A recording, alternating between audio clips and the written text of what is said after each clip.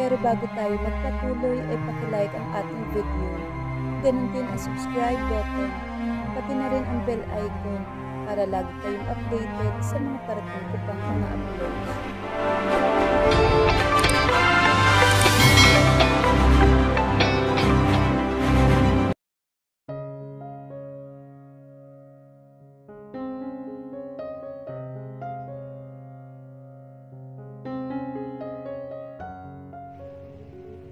She's confused.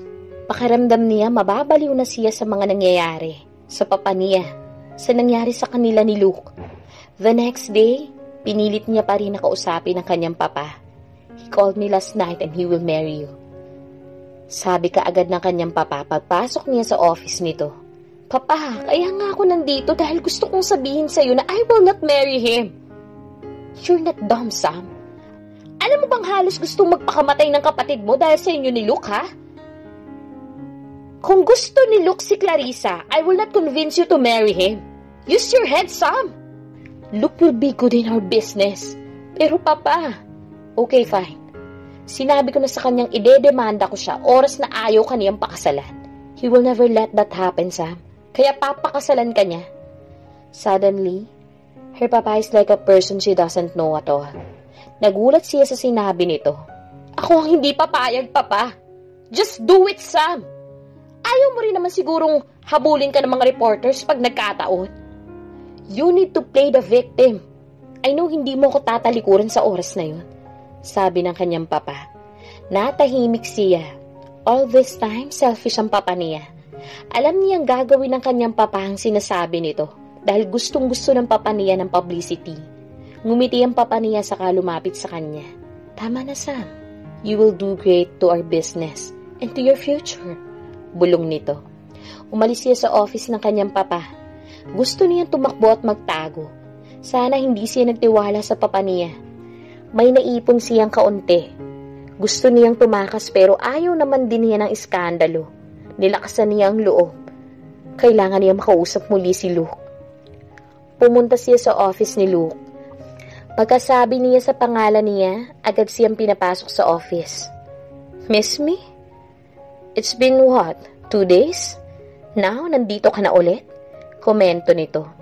Looking at her, agad nitong pinatay ang laptop nito at humarap sa kanya. Huminga siya ng malalim. We really need to talk, sabi niya. Tungkol saan? Anong plano mo sa kasal na to? Gumawa ka ng paraan para hindi tayo makasal. Luke was not even surprised sa sinabi niya. What way? Hindi ba kayo nag-e-enjoy na gamitin ang isa't isa? Hindi kita ginagamit, Luke. Tingnan mo, kailangan nating magtulungan. Balang araw, mahahanap mo rin ang babaeng mamahalin mo. Matutulungan natin ang isa't isa para magkaroon ng masayang buhay. Paliwanag niya dito. Nagbuntong hininga si Luke bago tumingin sa kanya. Do you love somebody else? Seryosong tanong nito. Hindi siya kaagad nakasagot. Does it matter? We both not happy in this situation, sagot niya.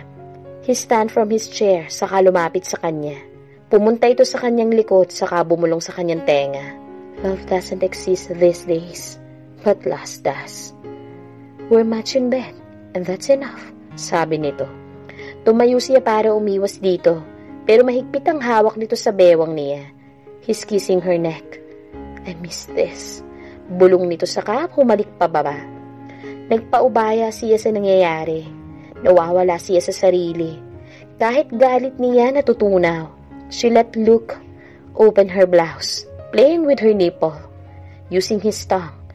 Mas napapahigpit ang hawak niya sa buhok ni Sander. Mas napapaungol siya. Nang magsimulang humaplos ang isang kamay ni Luke sa loob niya.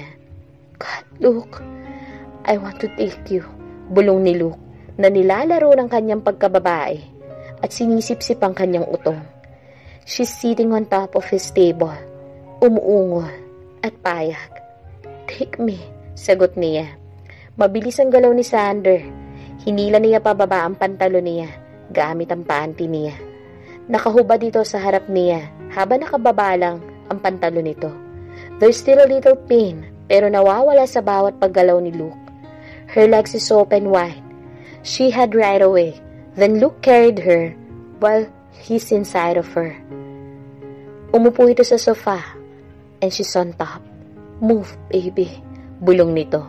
She started to move up and down, while Luke, abala sa dibdib niya. Pagkatapos ng ilang beses niyang paggalaw, sabay silang nakarating sa sukdulan. She can feel a warm liquid inside of her. Napagod silang pareho, at sa pagod, pinahinga niya mismo ang katawan sa ibabaw nito. Nakakaaliw ka. First time ko nakipagtalik sa opisina ko. Ang init, bulong nito. Bigla siyang napahiya at umalis sa ibabaw nito. Agad niyang sinuot ang mga damit na nagkalat sa office nito. While Luke is just taking his time putting his clothes on, nahihiya siya sa mga nangyayari. Let's get married. We are partner in bed at least. Nabasa ko sa internet ang nakaraan mo.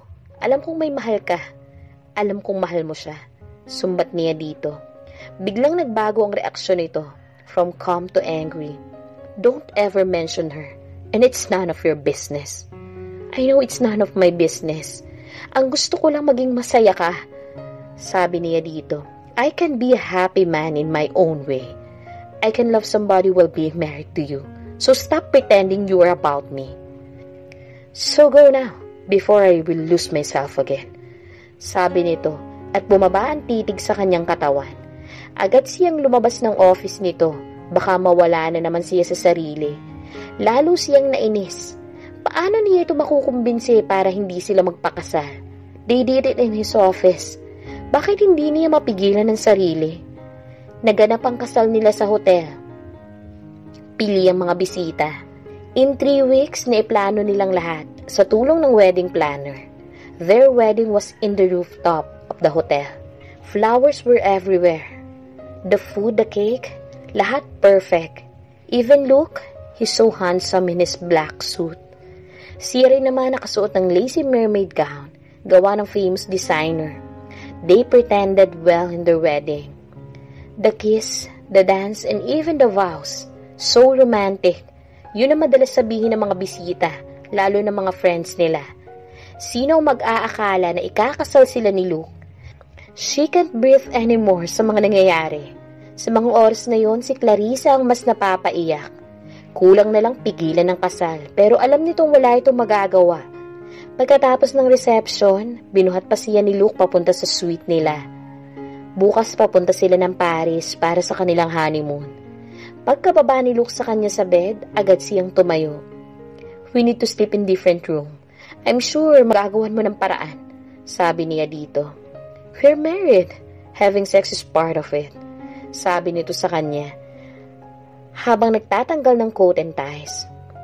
Do you think I'm joking? Get another room or ako ang aalis, banta niya rito. Then do it, my wife. You can sleep anywhere you want, sagot nito. Saka pumunta ng banyo para maligo. Naiwan siyang natulala, napahiya sa kanyang pag-iisip. It's true, hindi naghahabol ng babae si Luke. But she doesn't care. Gagawin niya ang lahat para si Luke ang gagawa ng paraan para maghiwalay sila. Hindi magtatagal, maiinis ito sa kanya. Umupo siya sa gilid ng kama habang naghihintay. Saka na siya maliligo pagkatapos maligo ni Luke. Bumukas ang pinto ng banyo, lumabas doon si Luke. Wearing a casual clothes, black shirt and jeans. Bihis na bihis ito. Gusto niya magtanong kung saan ito pupunta pero pinigilan niya ang kanyang sarili. Ni hindi nagpaalam si Luke at umalis sa kanilang suite. She was alone. Ni walang isang salita si Luke na umalis sa suite nila. Ayaw niyang ma-stress. Kaya nagbabad na lang siya sa bathtub at nakinig ng music para ma-relax. Halos 2 oras siya sa banyo at hindi pa rin bumabalik si Luke. Madaling araw nang bumalik ito sa kanilang suite. Lasing at agad na humiga sa sofa. Alam niyang hirap ito sa pagtulog sa sofa but she doesn't care. Puro galit na rin ang nasa puso niya sa pagpapakasal nila ni Luke. Kinaumagahan, nagising siya dahil sa sikat ng araw. Hinawi ni Luke ang kurtina kaya tumama ito sa kanya. Prepare now. Let's have breakfast at diretso na tayo sa airport. Tumayo siya at agad na pumunta sa banyo para maligo at mag-ayos. Paglabas niya ay may pagkain na kaya umupo siya sa upuan para sabayan si Luke. He looked fresh. Hindi mukhang puyat. Pagkatapos nilang kumain ng breakfast, inayos nila ang kanilang gamit. Ang suot nila sa kasal ay maiiwan. May staff si Luke para kumuha nun. Agad silang tumuloy sa airport. Walang imikan. Madalas may kausap si Luke sa telepono. Work-related calls. Siya naman nakapagpaalam ng maayos sa kanyang trabaho. 1 linggo sila sa Paris. Mahaba ang biyahe pero they act like stranger to each other. Inaalalayan siya ni Luke minsan pero hindi siya kinakausap. Pagdating nila ng Paris, nagpahinga sila sa hotel. The suite is big. 2 beds at kitang-kitang view ng Eiffel Tower. Romantic sana kung masaya sila ni Luke. You want to check the tourist spots? We have no choice but to enjoy our fake honeymoon. Tanong ni Luke habang nakatingin sa bintana. I can roam around alone. And why Paris? Tanong niya. I have some business meeting here. Ayokong malaman pa nila papa at mama that you dropped me. Sagot nito. Okay, just go to your meetings. I can take care of myself. Sagot niya dito. Kung yan ang gusto mo, mag-iingat ka. Huwag kang gagawa ng gulo. Excuse me, I don't make mess. Sabi niya dito at umalis. Inuinsulto pa talaga siya. She hates Luke. Pakiramdam niya si Luke ang pinakamayabang na tao sa buong mundo. Dahil sa pagpapakasal nila, it's only his benefit, his name, his assets, and his position. She walks alone in the streets of Paris. Pumasok siya sa Louvre. Tinignan ang mga paintings. She enjoys being alone. Pagkatapos ay kumain siya ng crepe. Famous food sa Paris. Saka siya pumunta sa Arc. Paris is a really romantic place. Kinagabihan, saka siya pumunta ng Eiffel Tower. Gusto niyang makita ito sa gabi na kumikinang sa ilaw. Nakaupo siya sa isa sa mga bench doon nang biglang may umupo sa tabi niya. Aalis sana siya pero biglang hinawakan siya nito. Pagtingin niya, si Luke. I know you're here. Let's have dinner. Nagpa-reserve ako ng table natin upstairs. Yaya ni Luke. You almost killed me. Bigla ka na lang sumusulpot. I already have eaten. Ikaw na lang. Stop being a brat. Why don't we just enjoy our time here? I'm not a brat and I am enjoying by my own. Let's have dinner then. After that, hindi na kita kukulitin. Tumayo siya bilang pagsang-ayon. Pagtaas nila ng Eiffel Tower, nasiyahan siyang lalo sa view. They ate calmly. Minsan, she's taking pictures at ganun din naman si Luke. The waiter even took a picture of them sa pag-aakalang hindi sila makakuha ng maayos na anggulo. They smiled both in the picture. Nagkomento pa itong lovely couple. Most of the time, seryoso si Luke. Pagkatapos nila mag-dinner, nag-enjoy muna sila sa pagtingin ng view. Kitang-kita ang buong city ng Paris. Saka sila umuwi. Pagbalik nila ng Pinas, kinausap siya ni Luke to stop working. Binigyan lamang siya ng 2 linggo para ayusin ang lahat. You can't do this to me, Luke! Angal niya sa gusto nito. Kaya ko. Gusto ng tatay mo na magpakasal tayo. Kaya kumilos ka bilang sunod-sunuran kong asawa. Saad nito. Sigurado kung may kasambahay ka na gagawa ng mga gawaing bahay at mga pagkain na maaari nating ilabas sa labas. No, from now on, ikaw ang mag-aasikaso sa lahat ng kailangan ko and cook food for me. If you can't do it, then go home. You're not serious. So this is all a revenge, ganun ba? Yes, it is, my dear wife. Your father bluffed me in this marriage, so pay the price. But if you don't want, it's my pleasure to bring you back to your father. Sarkastikong sabi nito. Alam niyang magtatampo na naman ang kanyang papa pag uuwi siya at sasabihin niya ang mga gustong gawin ni Luke. She has no choice but to do it. But how? Hindi nga siya marunong magluto ng kanin. Pinagbigyan siya ni Luke sa pakiusap niyang may magtuturo sa kanya ng gawaing bahay at pagluluto. Lahat inaral niya pero madalas puro reklamo ang nasasabi ni Luke. Sa unang buwan ng pagsasama nila, iniiwasan siya ni Luke. Madalas ay nasa sariling kwarto nito at ganun din naman siya. Kahit Sabado at Linggo may trabaho pa rin ito.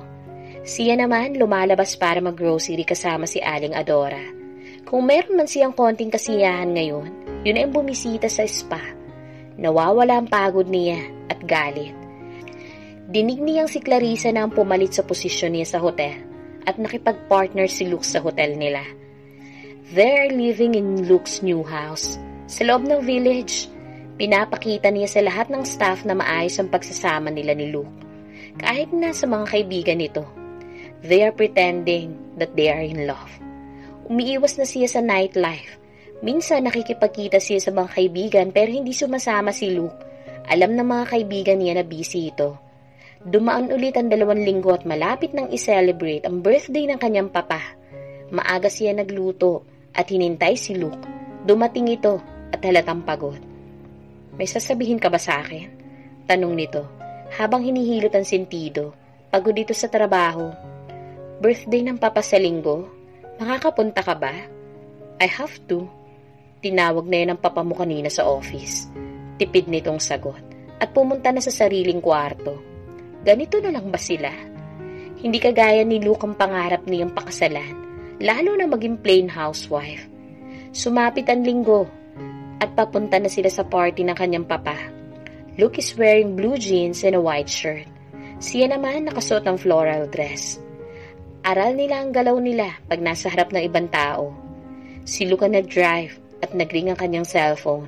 Instead, sinagot niya ito na nasa tabi niya si Sander.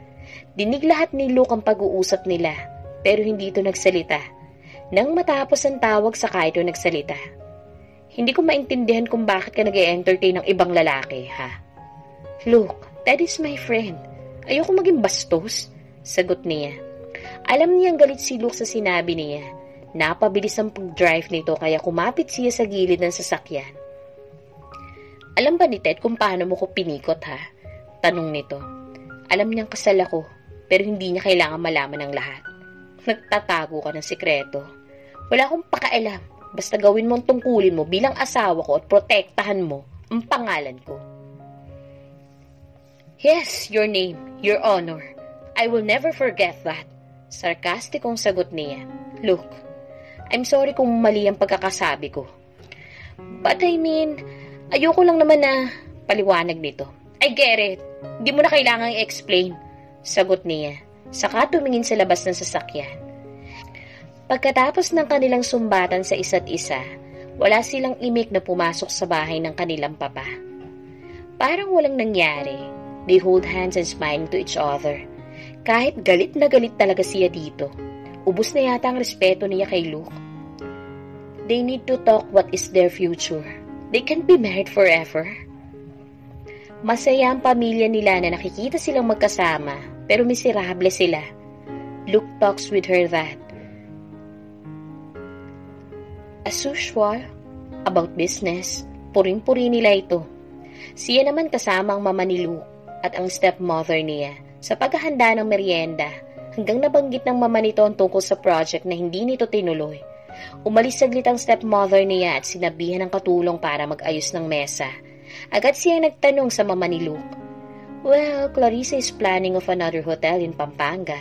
She's asking Luke's opinion. Kwento nito. Hindi talaga sumusuko si Clarissa. Malaki pa rin ang tama nito kay Luke. So, will Luke invest in it? Curious niyang tanong. Hindi sinabi ni Luke sa'yo? This is a good project but he's still thinking about it. I like Clarissa. She's career-driven. Parinig nito sa kanya. Ayaw na niyang patulan. Tumingin siya kay Luke na nakaupo sa sala. Nasa tabi nito si Clarissa. Hindi ito tumitingin sa kanya. Now she understand why Clarissa was so happy lately. I didn't know that, Mama. Most of the time, we just want to relax with Luke. Stress pag work ang pinag-uusapan namin eh. Sagot niya. I agree with you, Iha. Lalo na you're a plain housewife. Sabi nito. Ayaw niyang awayin ang mama ni Luke, kaya tumahimik na lamang siya. Kung hindi sa palpak niyang plano para maghiganti kay Clarissa, then maybe they are all happy now. Maybe she's with Ted now, and maybe Luke and Clarissa are married. What a dream, sabi niya sa isip. Are you okay, Sam? Tanong ng mama ni Luke sa kanya, habang kumakain sila. I'm fine, Mama, sagot niya. O baka pagod ka, you can rest. Namumutla ka, ha? Puna nito. Maybe just tired, Mama. Sagot niya. Are you sure? Baka naman may apo na kami. Wala pa, Mama. We're taking our time with Luke. Sa kanila tinawag si Luke, ang papa niya at papa nito. While eating, nagsalita ang mama ni Luke. Luke, take care of Sam, ha? Namumutla siya. I even thought na magkakaupo na ako. Tudyo nito sa kanila. His mom is civil to her, pero ramdam niyang hindi ito boto sa kanya. Mama, it will come in the right time, sagot naman ni Luke. Sana malapit na. Lahat ng kasosyo ko marami ng apo. Alam kong honeymoon pa lang ang stage nyo ngayon. Pero hindi na tayo bumabata, sabi ng papa niya. We're not getting younger, Luke. Sana soon, magkaapo na kami, paalala ng papa nito. Tumangulang naman si Luke at nagpatuloy kumain. Pag-uwi, patingin-tingin lamang si Luke sa kanya. Hindi nagsasalita. Pero alam niyang naninibago ito sa pananahimik niya. Hindi pa niya namalaya na nasa parking na pala sila ng bahay. Agad siyang bumaba para sabayan si Luke sa pagpunta sa pintuan. Wala silang imikan at pumasok sa kanyang kwarto. Magpapahinga na siya, pero hindi siya makatulog. Nakita sila ng kaibigan kinabukasan para samahan ito sa pagsha-shopping pero lumilipad ang isip niya. Oh my! Masyado kayatang pinupuyat ni Sander, ha? Tudyo ng kanyang kaibigan. Umiti siya. I'm just tired. Kung si Luke ang asawa ko, kahit pagod ako, bibigay ako sa tuwing lalapit to. Patuloy ni Claire. Puro kang kalokohan. Pumili ka na nga para makauwi na tayo. Saway niya dito. Tumawa naman ito, saka bumalik sa pagtingin-tingin sa mga damit. Siya naman ay walang ganang mag-shopping. She will cook dinner mamaya, saka niya kakausapin si Sander.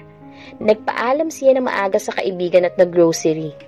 Bumili siya ng beef steak, asparagus, at ricado para sa paggawa ng sauce. Nag-take out na lamang siya ng leche flan. Magbabaka sakali siyang mag-uusap sila na matino ni Luke. Agad siyang naghanda at nagluto. Natapos niya kaagad dahil sa tulong ni Aling Adora. Saka inayos ang sarili. She wears a black lacy bra at panty. Saka nagsuot ng casual dress na above the knee. Light makeup saka umupo sa sofa sa sala para hintayin si Luke. Alas 7 ng gabi. Pwedeng pauwi na ito ngayon. Nanood siya habang naghihintay. Ready na ang kanilang table. At saka ang wine. At ang sasabihin niya. Pagtingin niya sa oras, alas 8 na pero wala pa rin si Sander. Baka on the way na. Balak niyang tawagin ito pero maghihintay muna siya ng konti. Lumalamig na ang pagkain. Naghintay pa siya ng 1 oras. Alas 9 na wala pa rin ito. Baka late na ito umuwi. Iniligpit na lang niya ang mesa. Uminom siya ng tubig. Nawala na din siya ng ganang kumain. Pumasok siya sa kanyang kwarto saka tinawagan si Luke. Nagri-ring ito pero walang sumasagot. Bakit sobrang nag-aalala siya? Luke do this sometimes pero hindi siya nag-aalala. Bakit ngayon ganito? Hating gabi na nang marinig niya ang pagbukas ng pinto. Nagroba siya at lumabas sa sariling kwarto. Magulo ang polo nito at nakainom. My dear wife, are you checking on me? Asar nito sa kanya. I need to talk to you pero bukas na lang. Lasing ka eh. Di ako lasing. I just had some drinks with friends. Actually, hinahanap ka nga ni James eh. I told them we will meet them next time. Maybe let's talk tomorrow, sabi niya. Importante bang pag-uusapan natin? Umiling-iling siya. Just go to sleep, sabi niya. Ayaw niyang patulan ito. Tumawa ito na mahina. For the first time. Hindi ka galit na parang tigre. Sabi nito sa kaunti-unting lumapit sa kanya. Tumayo ito sa kanyang likuran. Hinapit siya sa bewang. I want you. Bulong nito. Saka hinalik-halikan ng kanyang leeg. Kumawala siya dito. You're drunk. Just go to sleep. Sabi niya. Saka naglakad papasok sa sariling kwarto. Gusto niyang magkaayos sila na maayos. You're my wife. And it's your duty. Bulong nito saka nagsimulang humaplos sa katawan niya. You're too drunk. Go to sleep. Mahinang sagot niya. But I want you, sabi nito. Saka siya hinalikang muli. Tumugon siya. Hindi niya mapigilan ang kanyang sarili nang magsimulang humaplos ang kamay ni Luke sa kanya. Lalo siyang nawala sa sarili. Agad nitong tinaas ang t-shirt niya at tinawakan ang kanyang dibdib. Saka bumaba ang mga labi nito para halikan ang tuktok nito. At ang isang kamay, humahaplos sa pagkababae niya. Nilaro nito ang kanyang pagkababae at mas bumaba pa ang halik nito sa kanyang puson at sa pagitan ng kanyang hita. "Open your legs," sabi ni Luke. Binuka niya ang kanyang mga hita para mas mahalikan ni Luke ang kanyang pagkababae. Gamit ang dila nito, nilaro nito ang kanyang kuntil saka naglabas-masok ang kanyang dila. Sarap na sarap siya sa ginagawa ni Luke. Napapahawak siya ng husto sa kanyang unan at napapaungol. Mas napalakas ang ungol niya na magsimulang ginamit ni Luke ang daliri. Labas-pasok sa kanyang pagkababae ang dalawang daliri nito hanggang sa nagka-orgasmo siya. Saka naman pumwesto si Luke sa kanyang ibabaw. Dahan-dahan pumasok sa kanyang pagkababae. Hindi na masakit pero ramdam pa rin niya ang laki ng pagkalalaki ni Luke. "You're still so tight," ungol ni Luke. Alam niyang nasasarapan din ito. Sinasalubong niya ang bawat galaw ni Luke hanggang sa sabay silang labasan. Nakatulog kaagad sila pagkatapos ng kanilang pagniniig.